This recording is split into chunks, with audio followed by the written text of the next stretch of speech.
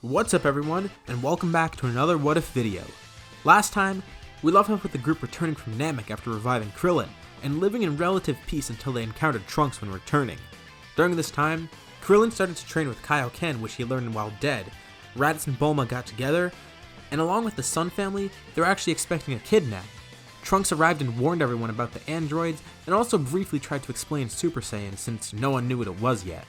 We left off with Trunks returning to his timeline, hoping it would all work out in the end once he comes back. During the 3 years, the group begins to train right away, and Chi-Chi joins back in as often as she can after Goten is born. She's not around as much during training since she didn't expect that she even needed to train during this time, which is why she decided to have a kid in the first place. Occasionally, Bulma will offer some help taking care of Goten with whatever babysitter she used for Trunks, or Ox King will help. But Chi-Chi still does need to take care of Goten, and she falls behind a bit in training because of it. Speaking of that, Trunks is born as well, and he's still named Trunks. He looks pretty much the same right now, but when he grows up, he's gonna begin to look and act different, since Raditz is his father instead of Vegeta. Raditz and Piccolo have become more friendly through training, and they train a lot with Goku and Gohan. The four of them are pretty close now, given that 3 of them are related and Piccolo is friendly with all of them. Their goal now is to get the Saiyans to act as Super Saiyan. The humans still train as well, with Krillin learning to increase his Kaioken even higher. All is going well, but something different will happen during these 3 years. Off in space, Frieza has been wondering what happened with those Saiyans that went to Earth. It's been over a year and they haven't returned. They should have been back by now. He gave them some extra time thinking that they were running into some trouble, but they haven't contacted Frieza. He can only think of 2 outcomes. They either deserted the Frieza Force, or they're dead. Either way, he needs to head to Earth and get some business done. In the poll I left at the end of the last part, I asked whether or not Frieza would go to Earth during the 3 years, and a majority of you voted that he will show up during this time skip. So now, he decides to go off to Earth.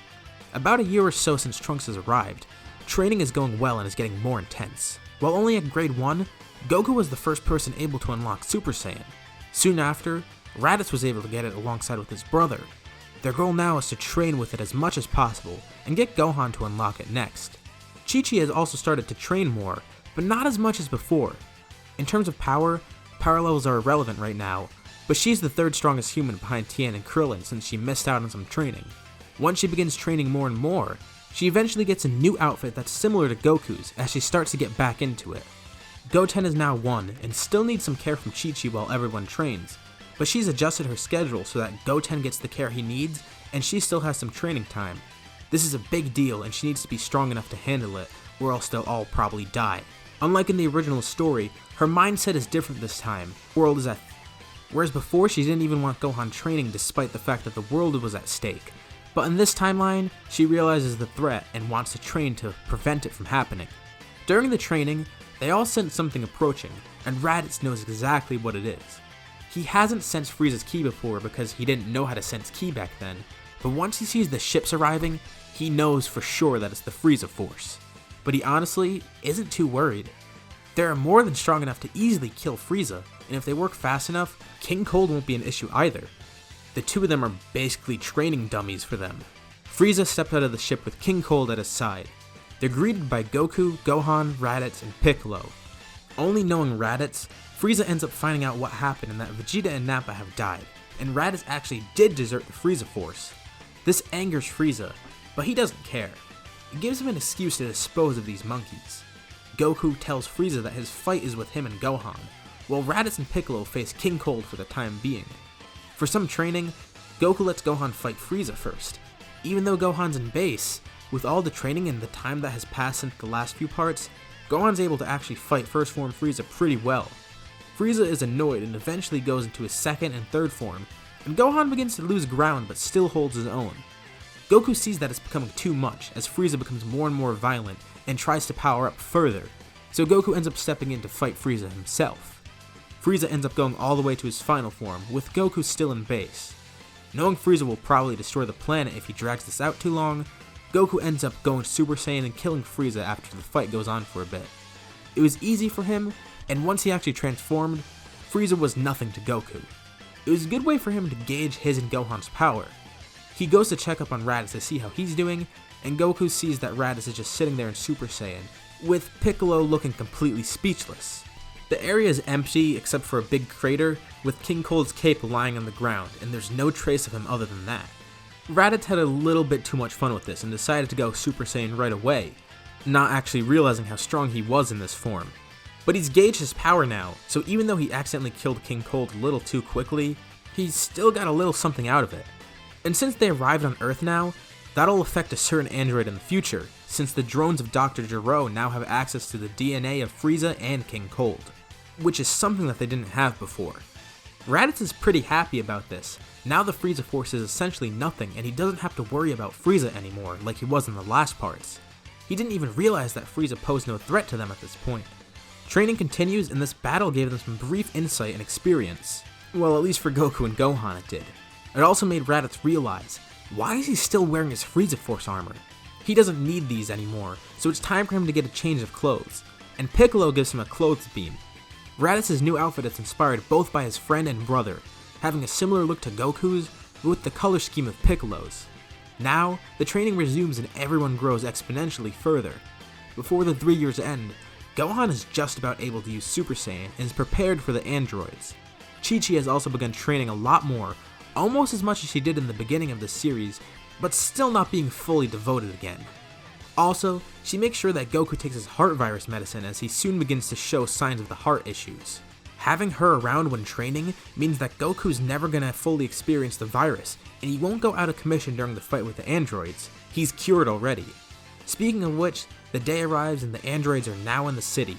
Knowing that it's time, the group of Z-Fighters heads over and begins to search for the androids. This encounter goes pretty much like normal, up until Goku's fight with 19 at least. In the city, they find the androids and then move outside to fight, and Goku starts off by facing Android 19. Goku doesn't fall ill this time because he took the medication before, and he's able to figure out 19's ability and ends up killing him. I know Goku doesn't usually kill people, but in terms of Frieza, that was a big threat that he needed to take care of, and as for Android 19, he's not really a person, so I don't think Goku would have any qualms about killing him. I just wanted to bring that up because during the writing of this What If, I realized that's something I should address in case people are questioning why Goku's going around killing people this time. But yeah, he knows when he needs to dispose of a certain threat. After Goku defeats 19, Raditz is about to face Gero, but Gero created a diversion to escape, and Trunks shows up soon after. Trunks is pretty amazed to see how well their training went. With how good they all were as training partners, Goku and Raditz far surpass how strong Goku was in canon, especially since Goku is completely healthy here, and the heart virus didn't inhibit his training in any way. Even though the androids here are different, Trunks is confident because of everyone's power. The most shocking one to him is Gohan, who is almost as powerful as Trunks himself thanks to all the training. Piccolo and Krillin are actually a lot stronger too, and they felt like they could take down 19 and 20 themselves, which just shows how strong they are. Chi-Chi has also gotten back on track in terms of training, is behind Krillin in terms of strength, mainly because Krillin has Kaioken. This part also goes pretty much routine, and Gero is able to awaken the androids. When seeing the androids, the Z-Fighters are now fearful seeing how easily the two androids killed Gero, and once they awaken 16, it just instills more fear into them. At this point in the scenario, I'd like to rank everyone as this. 16, 17, and 18 are above Goku, with Raditz close behind, and Trunks behind Raditz, and close to Trunks is Gohan. 19 and 20 are far below them, and are equal in power to Krillin and Piccolo, at least when Krillin's using Kaioken. Following behind Krillin is Chi-Chi, then Tien, and a little farther behind is Yamcha. And even for the people like Tien and Yamcha who are below the rest of the group, they're still a lot stronger than they were in the original story. While everyone could tell that each android is way stronger than them, the Z-Fighters still need to fight and defeat them. The androids are hunting Goku, and since he's right there, they don't go off and they start to fight them right away. Since the androids are fighting them right here and now, the Z-Fighters have an issue because they're way outmatched and they have to escape somehow. They need to prevent the androids from killing Goku. While they hold the androids off for a bit, it's not enough. From the lookout, Kami is watching all this happen. Knowing how dire everything is, he begins to speak to everyone while they fight. He tells them to find a way to escape by throwing up some sort of smoke screen, as he wants Goku to lead everyone to the lookout once they escape. Hearing this, Krillin and Tien step in front of everyone to do a solar flare together, while everyone else throws ki blasts at the ground to create lots of smoke clouds. When the android's vision comes back, all they see is a bunch of smoke, and the Z-Fighters are gone. Now they need to find where Goku went. The diversion works, and Goku is leading everyone to the lookout while they suppress their ki while flying, not knowing if the androids can sense them, but wanting to be safe just in case they can. They arrive and fly up to the lookout, knowing they'll be safe for now. Kami greets them and instantly tells them that he has a solution for everything happening right now. It involves the time chamber, which Goku's already pretty familiar with. This is where we'll end off for now. Now with the androids here, will the group be able to defeat them after some training? Will Chi-Chi be able to pull ahead in her training once again? Who will train with who in the time chamber? Comment your thoughts below. If you enjoyed this video, be sure to like and subscribe, and hit the bell icon for notifications about future parts of this What If and any other videos of mine. Thank you all for watching, and I'll see you on the next part.